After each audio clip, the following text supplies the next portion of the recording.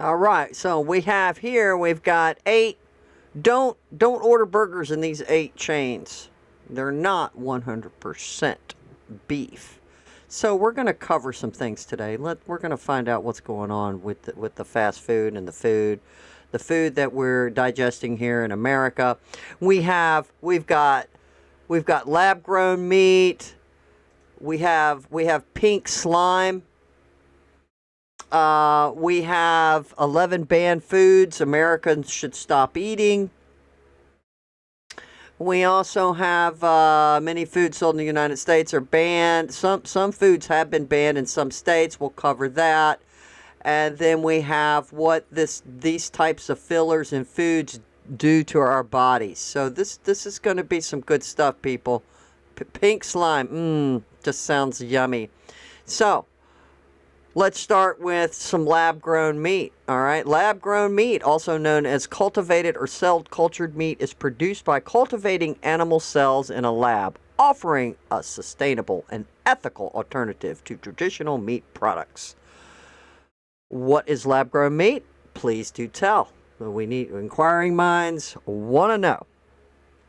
Lab-grown meat is real meat that is produced from animal cells without the need to raise and slaughter animals. So the thing is that we've been doing this for what? Thousands of years, and then now, okay, this is unethical. We shouldn't do this. We need to grow this stuff in a lab. The process begins with a small sample of cells taken from a live animal, which are then placed in a controlled environment where they can grow and multiply. This method replicates the natural growth process of muscles, tissue, resulting in meat that is biologically identical to conventional meat. How is lab grown meat made? Say that 10 times. Cell extraction. A small sample of stem cells is taken from a live animal, such as a cow or a chicken. Cultivation. The cells are placed in bioreactors where they are provided with nutrients and conditions that mimic the animal's body, allowing them to grow in muscle, fat, and connective tissue. The cells are placed in bioreactors where they are provided with nutrients, so you're having to add the nutrients when in a live animal you slaughter it. The nutrients are already in there, so what are you doing? So you're adding more made bio nutrients? What's going on here? I don't know. Inquiring minds want to know. Harvesting. Once the cells have multiplied and formed muscle tissues, they are harvested and processed into various meat products such as chicken cutlets and beef patties. Now, what brought this to my attention, I was listening to the radio a couple of weeks ago, and I've been meaning to research and do this. This takes time to research this stuff. Now, I'm not an expert. I needed to find out what's going on, but this guy calls into the radio program I was listening to. He says he has 4 teenage boys. He went to Walmart, and he's going to buy some chicken. So he goes by and he sees these big old bags of chicken at a really good price. He's like, wow, boom. He grabs him 2 bags. As he's heading to the checkout counter, he happens to notice down at the bottom, it is lab-grown chicken. Bioly lab-grown chicken. He took it back. He didn't want it.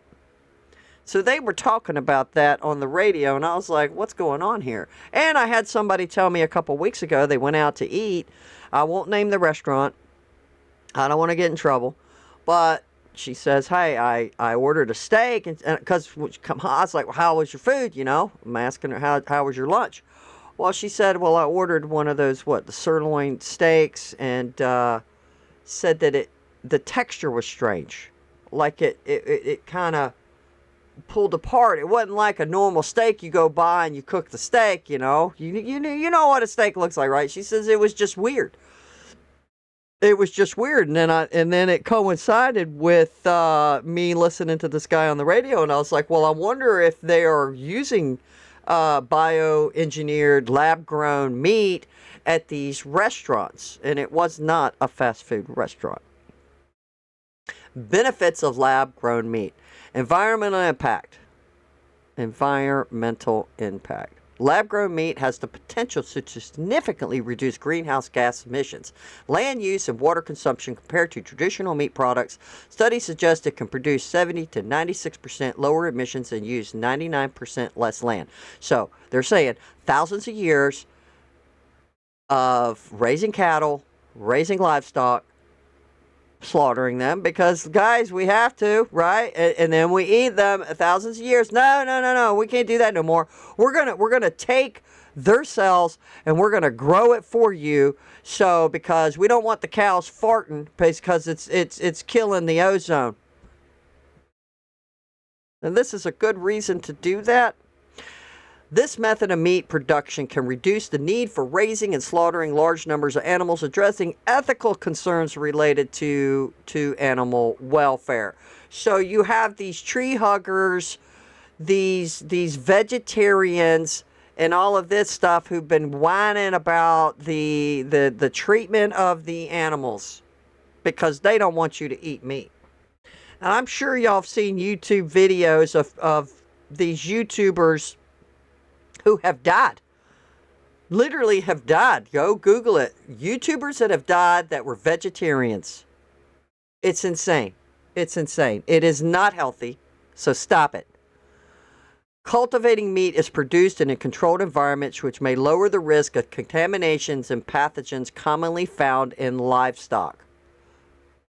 Current status and availability. As of now, lab-grown meat has received regulatory approval in various regions, including in the U.S., where the FDA and USDA have approved several companies to produce and sell lab-grown products. However, it is not yet widely available in grocery stores. Conclusion: lab-grown meat represents a promising innovation in food production aiming to provide a sustainable, ethical, and safe alternative to traditional meat.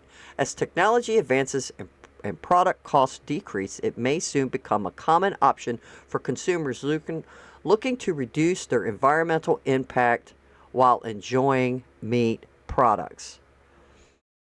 I don't want this. I don't want this at all. I really don't. I mean, this just sounds definitely sci-fi. All right, here's one that's going to give us some challenges and considerations. While lab-grown meat presents numerous advantages, there are still challenges to overcome, including regulatory hurdles, public acceptance, and the need for further research on its long-term health effects and nutritional qualities. As the technology advances, it is expected to play a significant role in the future of food products, addressing both environmental and ethical concerns associated with traditional meat farming. In summary, the lab-grown meats represents a promising innovation in the quest for sustainable human food production methods with the potential to reshape the global food system in the coming years. Okay, so I went and Googled like if they were using it, and this says currently no major fast foods, because I Googled are fast foods using it. I wanted to know, and this is what came up. Currently, no major fast food chains are offering lab-grown meat on widespread commercial basis. While some companies are exploring their technology and conducting preliminary research, regulatory hurdles and production costs remain significant barriers to entry. So, I mean, they all flipped out about the pink slime, didn't they? Here we go. Here's some pink slime. Pink slime, what is it? Also known as lean, finely textured beef, is a meat byproduct used as a filler in ground beef, raising concerns about its safety and labeling. What is pink slime? Pink slime refers to a meat. Let me see if I need to get this in here for you guys. And let's make this smaller. Yeah, here we go. Let me do this. Yeah, some pages just do this. There you go. Bear with me.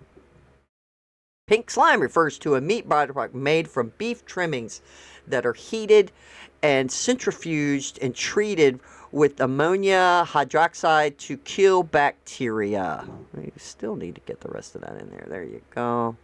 Now I can't see this side. Great. To kill bacteria. This process creates a paste-like substance that is then added to ground beef to reduce fat content and increase the yield. Because it's all about the money, isn't it? It's all about the money. It is often used in approximately 70% of ground beef sold in supermarkets and can also be found in processed meats like sausage and hot dogs. Production process. Let's see. Trimmings collection. The process begins with collecting leftover beef trimmings that are not typically used in traditional cuts of meat. Yeah, we get it. So it's just all the garbage. It's all the garbage. The trimmings are heated and spun into a centrifuge to separate fat from lean meat. Ammonium hydroxide treatment. The lean meat is treated with ammonium hydroxide gas to eliminate pathogens, making it safe for consumption. It's still not even... It doesn't even sound safe to me at all. At all. It just sounds disgusting. Safety and regulations. The United States Department of Agriculture approved the use of pink slime in 2001, classifying it as safe for human consumption. However, it has faced significant public backlash, particularly after the 2012 ABC News report raised awareness about its prevalence in ground beef. This led to many retailers and restaurants, including McDonald's, to stop using it in their products. Public perception and controversy. The term pink slime was coined by the USDA scientists due to its gelatinous appearance, and it has been associated with negative connotations regarding food safety.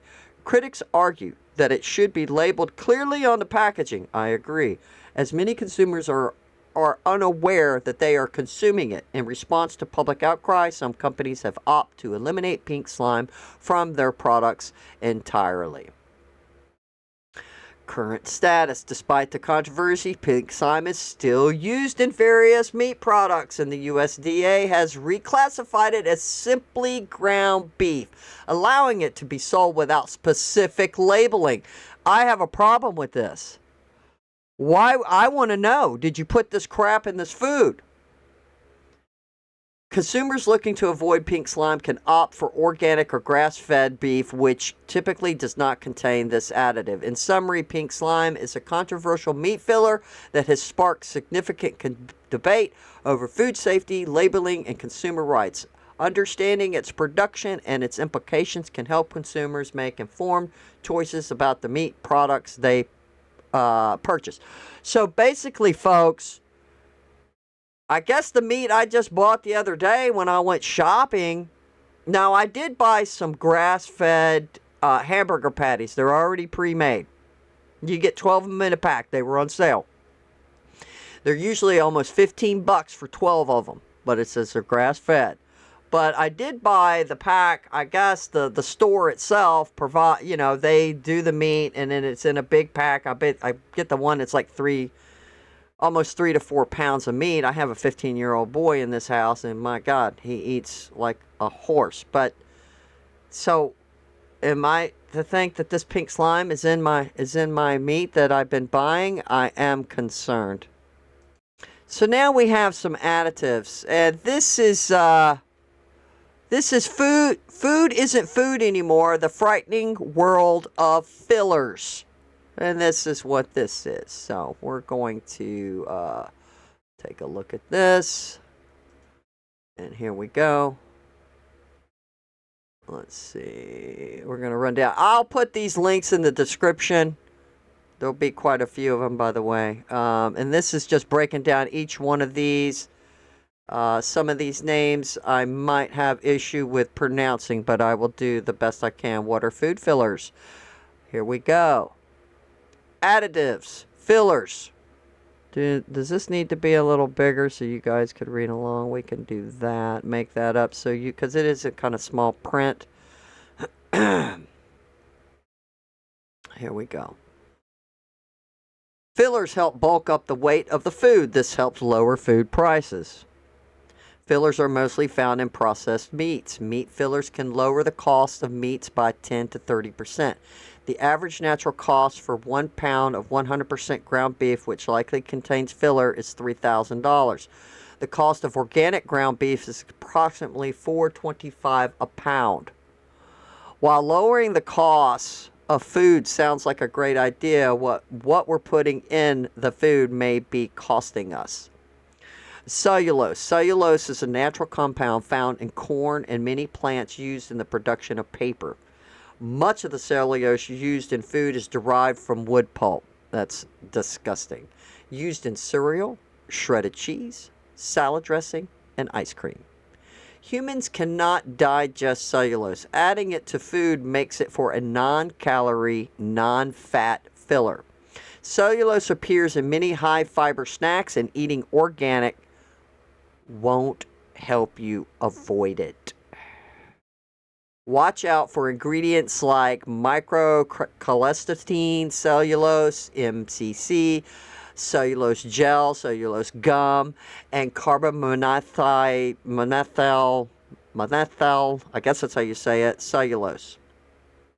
Soy derivatives can be found filling in a variety of foods from frozen yogurt to ground beef. Vegetable proteins. Soy can be in almost 60% of the foods sold in supermarkets. I know. When I look, soy's in everything. Everything.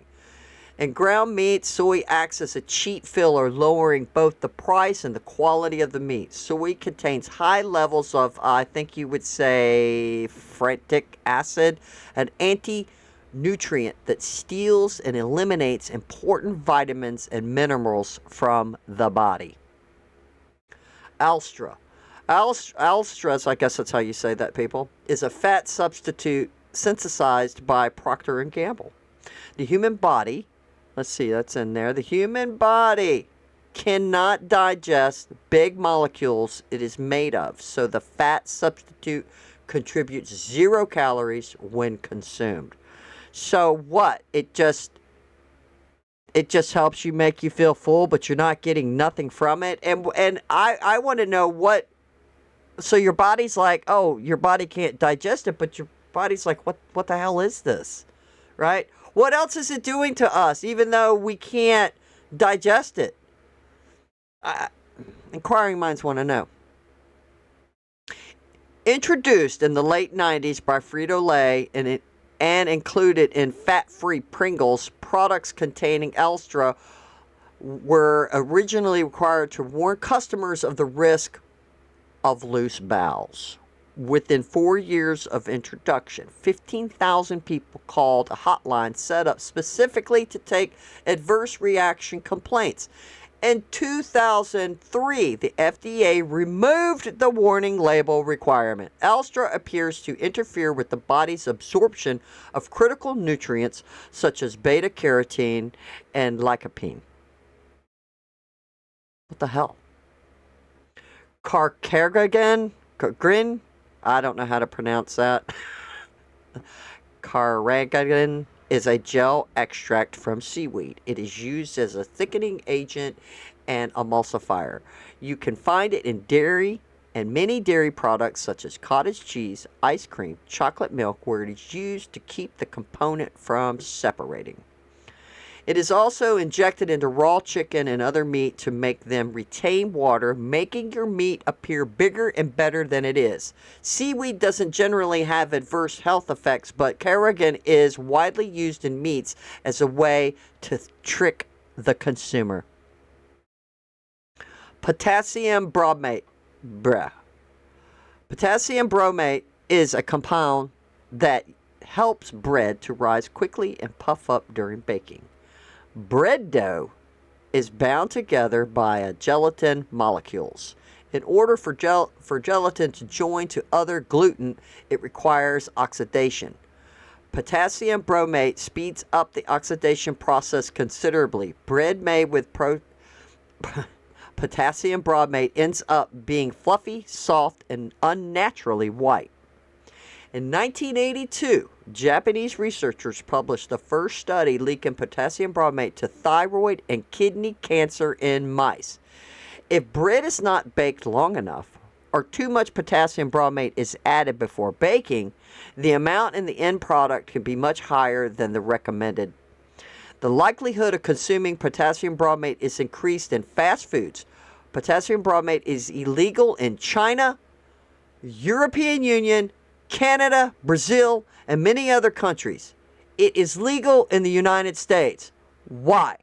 Why are all these other countries, which China is a communist country, why would they even give a shit about their people? But hell, they said, no, you can't have this in the food. But America's like, okay, we can have this. It's going to make the chicken, all this other stuff is going to make the chicken look fatter and healthier, injecting the water and this crap in it. Unbelievable. Eating organic won't eliminate these unwanted fillers from your diet. Educate yourself on what you're eating. A good rule of thumb: the more ingredients that are in the product, the less natural it is likely to be. This is insane. Here it's saying, because I googled what countries or counties or states have banned foods, saying 10 states: Arizona, Arkansas, California, Delaware, Louisiana, Tennessee, Texas, Utah, Virginia, and West Virginia have all recently passed food safety bills banning toxic food additives with overwhelming bipartisan support. So I'm not seeing what foods did they ban, which states are banning toxic food chemicals. We just looked at that. U.S. states pushed to ban food chemicals. Well, we know Kennedy has been all over it trying to get these stuff done, like this red dye and this other garbage that's in the food. 11 banned foods America should stop eating.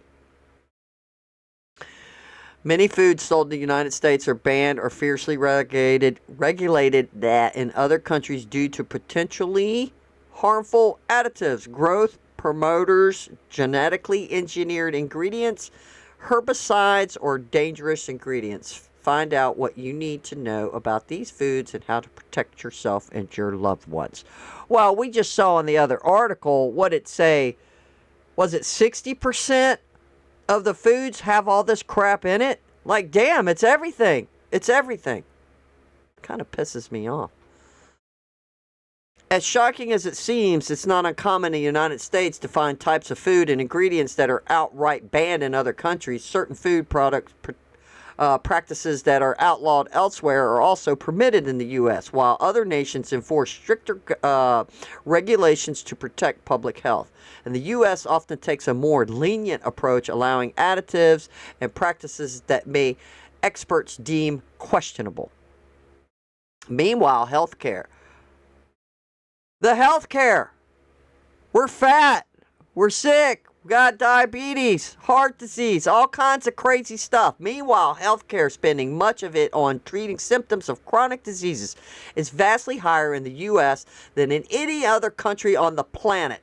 Yet the U.S. has significantly lowered life expectancy than other similar developing nations. Increasing levels of food allergies, behavioral disorders are also cause for concern. These conditions and diseases are often highly preventable by addressing diet and lifestyle. Could the difference in food safety standards be a factor in these troubling trends? I agree. I think it is. I totally think it is. Behavioral disorders.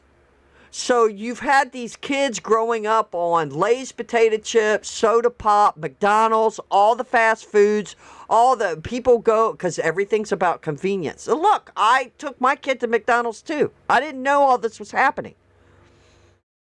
I mean, my oldest son, he's like 38 years old now, but look, behavioral problems. So you have another generation who's grown up into the cycle of fastness. You have frozen foods, all of these foods that have all of this stuff in there, but yet then you take your kid because little Johnny's jumping all over the room in the school, and so what do? You take him like, oh, he's got ADHD, he just can't concentrate, so let's give him some Ritalin, let's give him this. So, oh my God, it's like, what's happening here? So you're feeding them crap because America, this is what we've been doing, feeding them garbage food.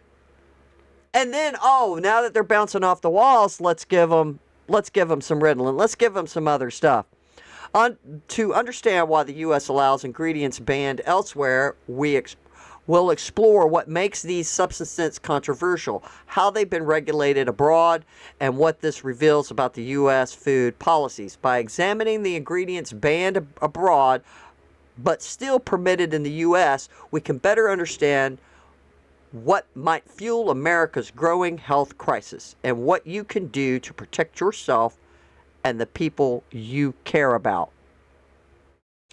I mean, we're probably the most obese country on the planet, and also, I mean, it's a sign of our wealth. But look at what we've done to the food and the guise of cheapness and abundance and quickness, because we live in a microwave world. We want it. We want it now. We want it yesterday. You want to heat up your stuff within seconds. So we're in a microwave world.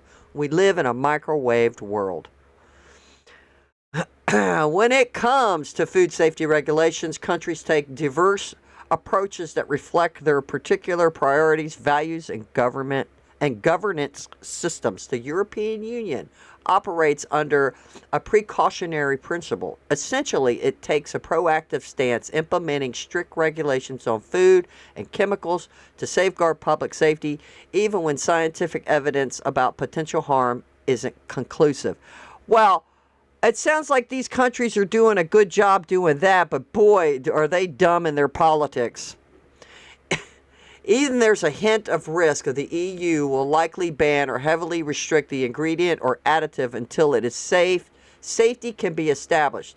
If they aren't sure, it's better to err on the side of protecting people from potential harm. Now look, these additives have been in the foods for decades. And look what's happened to us. We have high risk of diabetes. People are obese. Because we all know what they're eating. Pizzas, fast food, the advent of frozen, even the frozen foods are just garbage. It's just all garbage. And plus the fillers that we just went over of what they're doing, like, it had 0 calories in it. A lot of these fillers had 0 calories. So you're just eating this stuff. Where's it going? I mean, I wanted more detail. I mean, is your body, how much is your body getting rid of, and why is it storing the fat? I saw something a while back that was saying that there is something in the food that is making us increasingly fat. I needed to find that, and I couldn't find it because it was a minute ago. Here we go. Meanwhile, the Fast Food and Drug Administration in the United States follows a very different philosophy. It relies on regulatory impact analysts to determine whether a particular ingredient should be allowed. When considered regulation, benefits and downsides are measured against cost and savings, which I think it's a bunch of hogwash. Go look at a box of your cereal. It's got ingredients like this long. And it's just supposed to be like maybe puffed rice, so rice flakes. But yet you have all this biofiller, fructose, all kinds of garbage in it. This means that those who point out potential dangers have the burden of proof. They need to provide concrete evidence of harm before any bans or restrictions are implemented. Wow. So why would they even have it in the first place if they haven't even done this research in the first place? Just inquiring minds. This is why some additives banned in the European remain in the U.S. food products. They're considered safe within certain usage thresholds because the financial burden of replacing them is deemed more sufficient than any negative health consequences. That you should be afraid. So, damn. It's all about the almighty dollar, isn't it? Damn your health. We're mass producing food. We're pumping this stuff in there to make the chickens look more plump and juicy and delicious. Yet this stuff, our bodies can't process it. One of those ingredients said it blocks your body from absorbing nutrients. Of course, this could probably affect your mental health. You could be depressed. You could not be motivated. You don't have any ambition. Maybe it's because of what you're eating. Who knows? Who knows? That's unbelievable. These contrasting approaches reflect bigger picture priorities. The UN leans towards protecting public trust and erring on the side of caution, while the U.S. gives food and drug companies the benefit of the doubt. Unfortunately, in the U.S., this means consumers often need to do their own research, read labels carefully, and make informed choices about what they put on their plate, in their mouth, in their body. Well, since I've been having food problems for the past couple of years now, it's probably been about 2 years, 2 or 3 years that I really, lately I've been okay. I haven't been breaking out. I eat certain things. I just get all wigged out. But this is crazy. This is insanity on steroids, that they care more about money and that it's going to cost more to do research. Well, I think we already have the research.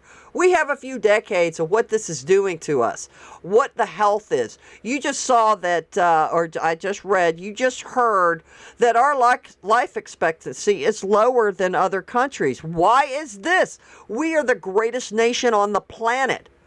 But what? We're screwing each other over with the companies are screwing us over because they want profits. They want to make the food plumper, fuller, bigger with this garbage. McDonald's fries ingredients in the U.S. versus U.K. Here we go.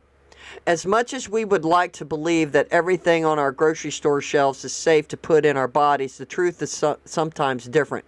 The food supply in the U.S. and in many other nations too is full of chemical flavorings, additives, colorings, and other questionable ingredients. Yeah, a lot of these food dyes are just, guys, they're just not good for your body. They need to get rid of them.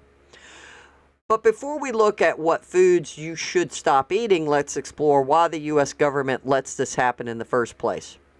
Generally recognized as safe. Let's see, that's in there good. The answer lies in the FDA's regulatory process, or lack of, for approving food additives through a system known as generally recognized as safe. Food companies can use new chemicals and food additives without FDA oversight or approval. GRAS was first implemented in the 1950s, and little has changed in its requirements since then. What are the requirements for a substance to be considered GRAS, so long as the substance is generally recognized among qualified experts as having been adequately shown to be safe? New ingredients are fair game. Any lawyer reading that quote is probably hyperventilating right now at the vagueness of the terminology. What makes something a qualified expert for who?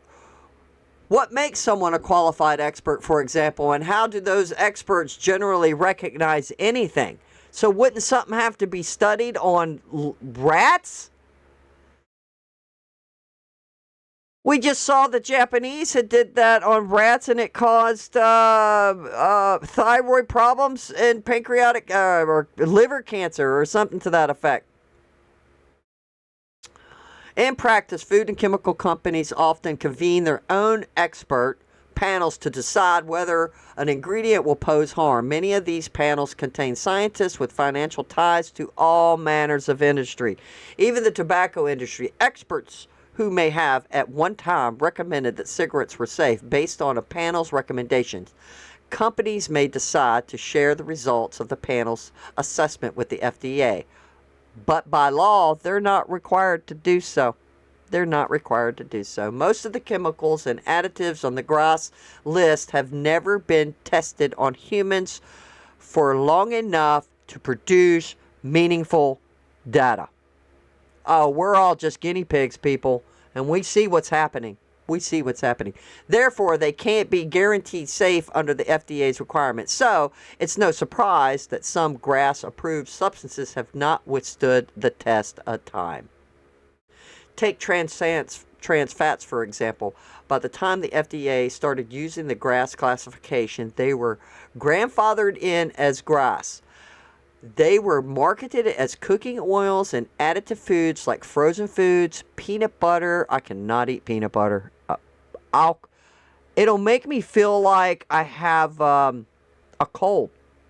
And it mostly hits me at night. Like, say I ate some peanut butter, and then for the next several days, I'll be coughing and coughing and coughing like I have some kind of respiratory problem.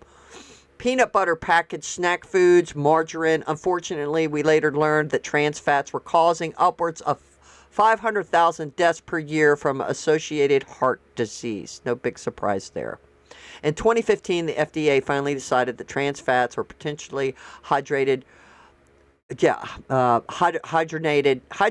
oils were unsafe. It gave food manufacturers a few years to remove them from the food supply. Since the ban, many food companies have replaced trans fats with ingredients like palm oil, which has its own set of concerns.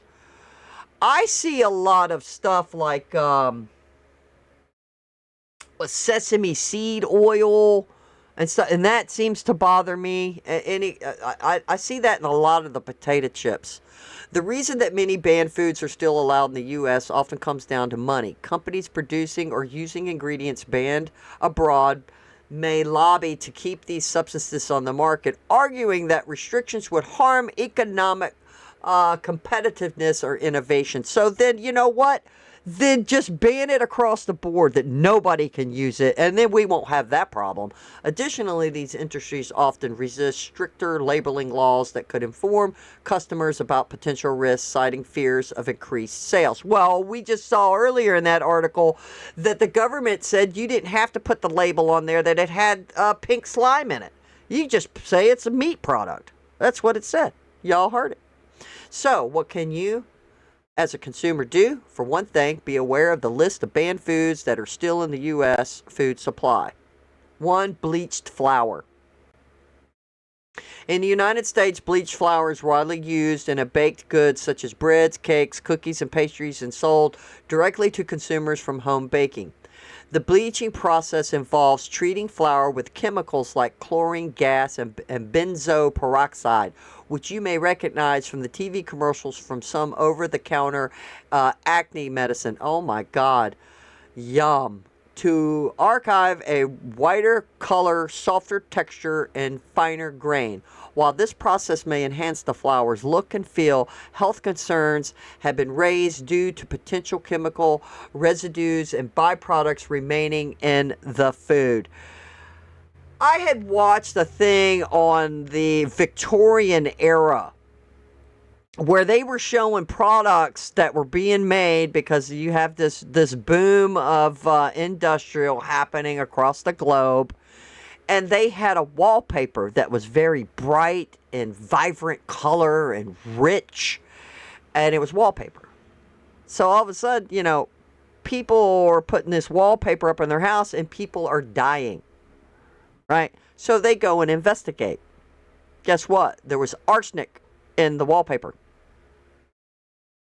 Yeah, so they had to stop making it. But how many people died before, oh, well, is it going to hurt the manufacturer? Well, and it finally stopped.